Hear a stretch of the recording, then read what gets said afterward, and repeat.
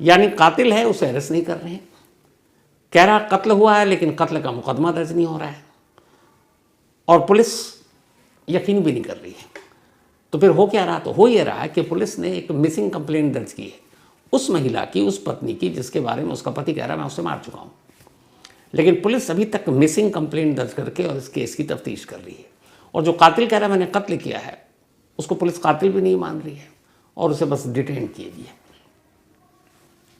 तो है ना अजीब केस हर तरह से। यहाँ ये होता कि कत्ल कोई होता है, पुलिस किसी को पकड़ती है, या कातिल अगर एक जुर्म कबूल कर ले तो पुलिस चैन की सांस लेती है, चलो केस सॉल्व। यहाँ सब कुछ कातिल कर रहा है, कह रहा है, लेकिन पुलिस बेचैन है। ये कैसे साबित करेंगे? हैदराबाद पुलिस के इतिहास में ये वो केस है जिसकी जांच में वो पिछले 10 दिनों से या हफ्ते भर से अजीब तरह से उलझी हुई है। ऐसी उलझी हुई है कि हैदराबाद पुलिस को समझ में नहीं आ रहा कि इस केस की तफ्तीश कैसे करें। और अब उसी हैदराबाद पुलिस ने दिल्ली फॉरेंसिक लैब और गुजरात के गांधीनगर फॉरेंसिक लैब और उनके एक्सपर्ट से मदद मांगी है। मदद मांगी है कि आओ और प्लीज़ हमारा ये केस सुलझा दो। ये वही केस है जिसकी कहानी आपको मैं पहले डिटेल में सुना चुका हूँ। हैदराबाद के उस फौजी गुरुमूर्ति की कहानी जो एक्स आर्मी मैन, और उसकी बीवी माधवी की कहानी। 16 जनवरी को गुरुमूर्ति के बयान के हिसाब से उसने अपनी पत्नी का कत्ल किया। कत्ल करने के बाद लाश के टुकड़े किए, टुकड़े करने के बाद उन्हें बड़े से कुकर में उबाला और फिर उन टुकड़ों को ले जाकर नदी में फेंक दिया, मछलियों को खिलाया। हड्डियों को उसने एक तरह से चूरा बनाया, उसे भी नदी में फेंक दिया। और माधवी सच में अभी तक लौटी नहीं है, लेकिन पुलिस है कि उसके बयान पर यकीन करने के लिए इसलिए तैयार नहीं है कि सबूत तो एक भी नहीं है। तो अब हैदराबाद पुलिस ने फॉरेंसिक टीम से मदद मांगी। अब फॉरेंसिक टीम बिना किसी सबूत के कैसे इस केस को उसके अंजाम तक पहुंचा सकती है? तो इस केस पे हैदराबाद में जिन लोगों से बातचीत की उसमें एक नई चीज़ आई है, और वो ये है कि जिस शातिर तरीके से मैंने आपको पहले ही बताया था कि गुरुमूर्ति ने क्राइम सीन को साफ किया है, अब भी फॉरेंसिक एक्सपर्ट्स को मानना है कि कोई कितना भी साफ कर ले कुछ ना कुछ तो छोड़ेगा। वही है नज़र और निगाहें। देखते हम सब हैं नज़रों से, पर फॉरेंसिक टीम के पास वो निगाहें होती हैं या इन्वेस्टिगेटिंग अफसर के पास, जो बाकी लोगों की नज़रों में नहीं आए वो उनकी निगाहों में कैद हो जाती है। तो एक नई टेक्निक है, बल्कि नई क्या है तो पुरानी, फॉरेंसिक इन्वेस्टिगेशन में इसका इस्तेमाल बहुत बार हो चुका है। वो है ब्लू स्टार टेक्नोलॉजी। तो अब दिल्ली, इसके अलावा गांधीनगर फॉरेंसिक लैब और आपके खुद तेलंगाना की फॉरेंसिक लैब, इनके महारथी अब इस ब्लू स्टार टेक्नोलॉजी के ज़रिए गुरुमूर्ति का सच जानने की कोशिश कर रहे हैं। कैसे? उनका मानना है कि जो भी सबूत मिलेगा नदी में चांसेस कम है, मिलेगा घर में ही, घर के कोने में ही। तो ब्लू स्टार टेक्नोलॉजी एक ऐसी टेक्नोलॉजी है जो आपको नंगी आंखों से जो चीज़ दिखाई न दे, वो इस टेक्नोलॉजी के ज़रिए आप देख सकते हैं। आप सैंपल कलेक्ट कर सकते हैं बिना डीएनए को नुकसान पहुंचाए हुए। तो अब इसी ब्लू स्टार टेक्नोलॉजी का सहारा लेकर गुरुमूर्ति और माधवी के घर में फॉरेंसिक एक्सपर्ट्स जाएंगे और घर के एक एक कोना, एक एक बर्तन, एक एक कपड़े, एक एक बाल्टी से लेके जग, बाथरूम, पाइप, नल, जूते, चप्पल, इन सारी चीज़ों को इस ब्लू स्टार टेक्नोलॉजी से और उससे नज़र से देखेंगे। और उन्हें उम्मीद है कि कुछ ना कुछ ये टेक्नोलॉजी उनको सुराग दे जाएगी। ब्लू स्टार टेक्नोलॉजी ऐसे होती है कि जैसे आपने एक कहीं पे ब्लड है, आपने साफ़ कर दिया पानी से, डिटर्जेंट से, केमिकल से, लेकिन फिर भी इस टेक्नोलॉजी के ज़रिए कुछ ना कुछ ब्लड स्टेन और बाकी चीज़ें पकड़ में आ जाती हैं। और जब पकड़ में आती हैं तो फिर उसका डीएनए भी सेफ रहता है कलेक्ट करने के बाद सैंपल के तौर पर। तो ये बड़े काम की चीज़ होती है ब्लू स्टार टेक्नोलॉजी किसी क्राइम सीन में, किसी इन्वेस्टिगेशन में।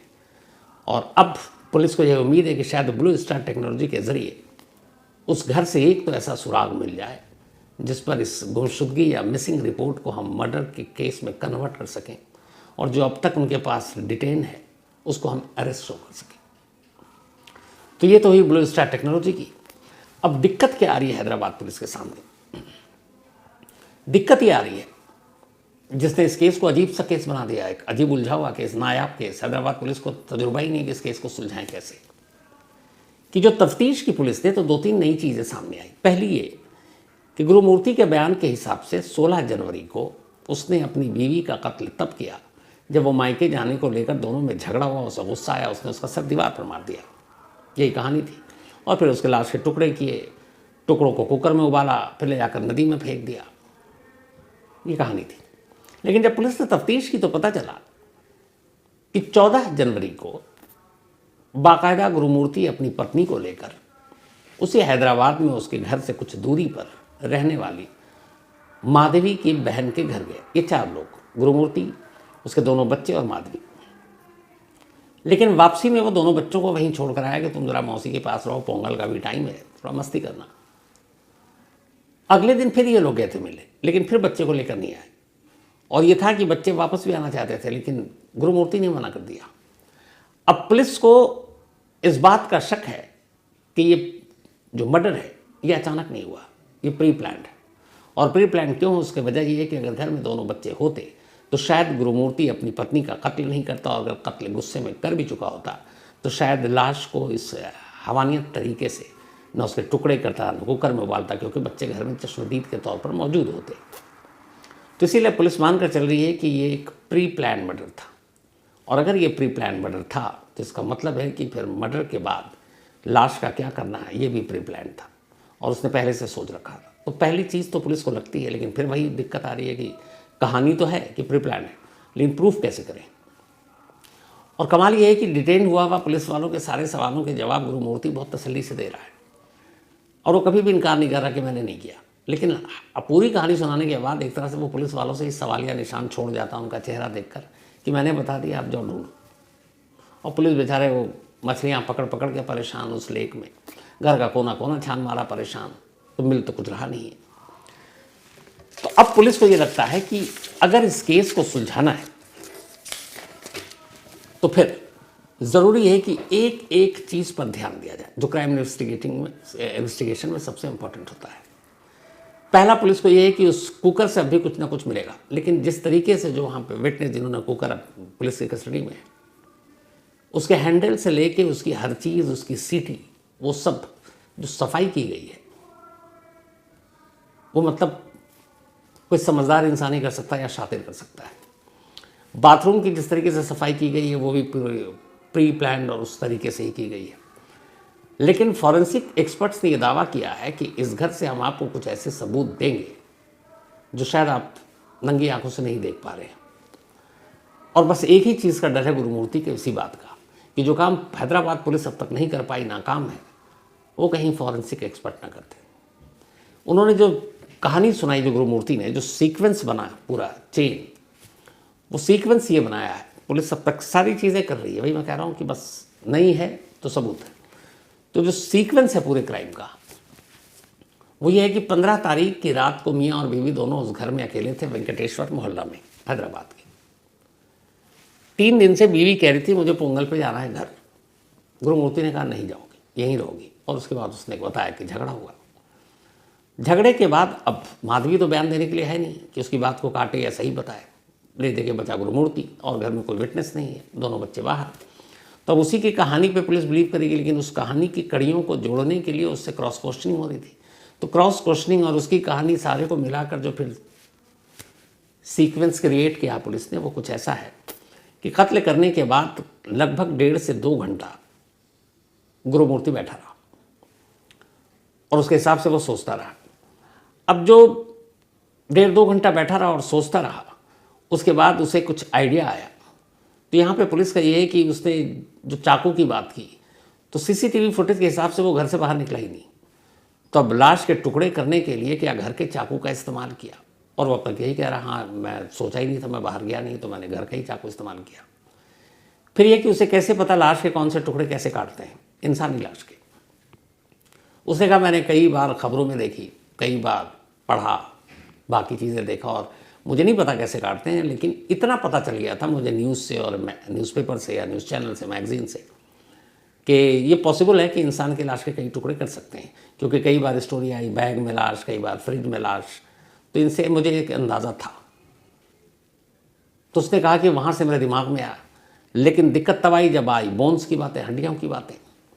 तो मुझे दिक्कत आई, तो फिर मुझे लगा कि इसको हम बर्नर पे जलाते हैं, और फिर उसके बाद जब वो बिल्कुल जल जाए तो फिर उसे तोड़कर उसका चूरा बनाएंगे। सोचिए। तो उसके हिसाब से उसने इसीलिए पहले टुकड़े किए, और उसने उतने उतने टुकड़े करता था एक बार में जितने उस कुकर में समा जाए। और जब वो उस कुकर में काफ़ी देर तक उसको उबाल लेता तो फिर दूसरी खेप डालता, फिर तीसरी डालता।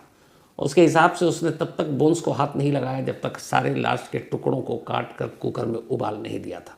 जब ये सारा काम हो गया तब उसने उसको एक बैग में रखा और उसके बाद उसने फिर उन हड्डियों पे काम करना शुरू किया। और उसे पता नहीं था कैसे तोड़ें काटें, जो भी सोच के भी अजीब लगता है। तो उसने स्टोव के बड़े वाले बर्नर पर उसको रख के उसको तब तक जलाया जब तक उसे लगा कि ये कमज़ोर ना हो जाए, टूट सकता है। और फिर उसने उस तरीके से उसका भी जो बुरादा बनाया। और ये सब करने के बाद जो पुलिस की सीक्वेंस है वो ये है कि इसने अलग अलग किश्तों में नहीं किया, जैसे श्रद्धा या आफ्ताब पूनावाला केस में हुआ या बाकी कई केसों में। उसे ये डर था कि अगर अलग अलग किस्तों में लेकर जाएंगे तो ये भी पता है कि आजकल ऐसी खबरें बहुत आती हैं और फिर घर में बीवी है नहीं, पड़ोसी पूछेंगे इतने दिन से कहाँ गायब है, बच्चे भी नहीं है। तो उसे लगा कि बार बार किस्तों में ले जाकर फेंकने में ख़तरा ज़्यादा है, एक बार ले जाने में फेंकने में ख़तरा कम है। और वैसे भी अब वो लाश सिमट कर एक पोटली में रह गई थी, क्योंकि जिस तरीके से उसने उबाला और बाकी चीज़ें की। तो अब ये भी नहीं कि बहुत बड़ा कोई बैग और थैला उसकी ज़रूरत है, क्योंकि लाश के तो टुकड़े छोटे छोटे हो चुके थे और उबालने के बाद सिकुड़ भी गए थे। तो एक ही बार में उसने तय किया, पर उसे घर से निकलने से पहले पता था कि ये इनको कहाँ ले जाना है। उसके दिमाग में ये भी था कि इन टुकड़ों को भी कभी किसी के हाथ न लगे, आगे चलकर पुलिस के हाथ न लगे, क्योंकि उसके दिमाग में था कि बीवी मिसिंग है, ससुराल वाले फ़ोन कर रहे हैं, कल को पुलिस आएगी, जांच होगी, तफ्तीश होगी, तो अगर कहीं से मिल गया तो वो फंस सकता है। और ऑलरेडी वो आर्मी में लंबे वक्त तक काम कर चुका था, नायब सूबेदार के तौर पर। तो उसने कहा एक बार में जाएंगे, और दूसरा ऐसी जगह इनको फेंकेंगे जो किसी जानवर या मछली इस तरह की चीज़ों का निवाला बन जाए और कुछ बचे ही नहीं, क्योंकि हड्डियाँ थी नहीं। फिर उसे याद आया कि इस लेक का पानी और उसका बहाव बहुत तेज़ है और वहाँ मछलियाँ भी बहुत हैं। तब इसने तय किया और फिर शाम को सुनसान जब सब कुछ था तब उसने जाकर उस लेक में फेंक कर और वापस चला आया। इसके बाद उसने लगातार उस घर की कई घंटों तक सफाई की, क्योंकि उसे मालूम था कहीं कुछ ना मिल जाए। यहाँ तक कि बाथरूम में जो पानी का पाइप जहाँ से जाता उस तक में हाथ डालकर सफाई की। और इस सफाई की वजह से फिर कुछ मिला नहीं। जितने बर्तन थे, जो बर्नर थे, हर एक चीज़ को एक एक चीज़ नोट कर करके उसने साफ़ किया था। तो ये पुलिस के पास पूरा सीक्वेंस है उसके बयान के आधार पर और बाकी सीसीटीवी कैमरे के आधार पर। लेकिन लगभग हफ्ता बीत गया, लेक से मिलने की कुछ उम्मीद कम है, ना के बराबर है। अब दूसरा ये है कि अगर वाकई वो जिंदा है, क्योंकि अब तक मिसिंग की कंप्लेंट चल रही है, यानी कि माधवी को पुलिस ढूंढ रही है, लेकिन माधवी मिली नहीं, माधवी का मोबाइल भी नहीं है। तो जैसे जैसे दिन बीत रहा है, इसका मतलब है कि ये जो गुरुमूर्ति बोल रहा है ये सच बोल रहा है कि उसने बीवी को मार डाला। लेकिन उस सच पे कैसे मोहर लगाएं, सबूत तो है नहीं, तो क्या करें फिर? तो फिर ये करें कि पहले जब तक कोई प्रूफ, एक भी सबूत अगर माधवी के जिंदा न होने का हैदराबाद पुलिस के हाथ में लग आए, उसी वक्त ये केस मिसिंग से मर्डर में कन्वर्ट हो जाएगा। लेकिन वो एक भी सबूत, मतलब एक भी सबूत अभी तक हाथ ही नहीं लगा है।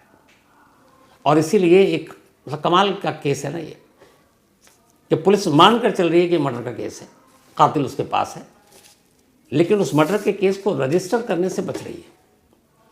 कल को माधवी लौट आई तो क्या होगा? फिर लोग क्या कहेंगे? अदालत में तो धज्जियां उड़ जाएंगी, गुरुमूर्ति पता नहीं अलग मुकदमा कर दे। लेकिन गुरुमूर्ति अगर ये सब कुछ सच कह रहा है तो क्या सोच के कह रहा है कि पुलिस को कुछ मिलना नहीं? और अगर वो झूठ बोल रहा है तो यहाँ भी एक परेशानी, क्योंकि पुलिस का कहना है कि हम 100% उस पर बिलीव नहीं कर रहे हैं, लेकिन सर्कमस्टेंशियल एविडेंस ऐसे हैं कि हम उस पर भरोसा ना भी करें तो क्यों ना करें। तो अब दोनों चीज़ें आ गई हैं, तो भरोसा भी करना और नहीं भी हो रहा है, लेकिन सबूत नाम की चीज़ नहीं है। और यही वजह है कि हैदराबाद पुलिस इस अनोखे केस में उलझ कर रह गई है कि भैया मर्डर का मुकदमा कैसे दर्ज करूं, उसको कैसे अरेस्टिंग दिखाऊं, का कोर्ट में पेश करूं। एक सबूत, सिर्फ एक सबूत चाहिए। और इसीलिए इस एक सबूत के लिए बाकायदा हैदराबाद, तेलंगाना, दिल्ली, गांधीनगर, उनकी फॉरेंसिक टीम सबसे मदद मांगी गई। और गांधीनगर और दिल्ली की फॉरेंसिक टीम शायद हैदराबाद पहुंचने वाली है। अब यही होप है हैदराबाद पुलिस को। और फॉरेंसिक एक्सपर्ट ने जो एश्योरेंस दिया है वो ये, कातिल कितना भी होशियार हो, एक सबूत तो छोड़ जाता है।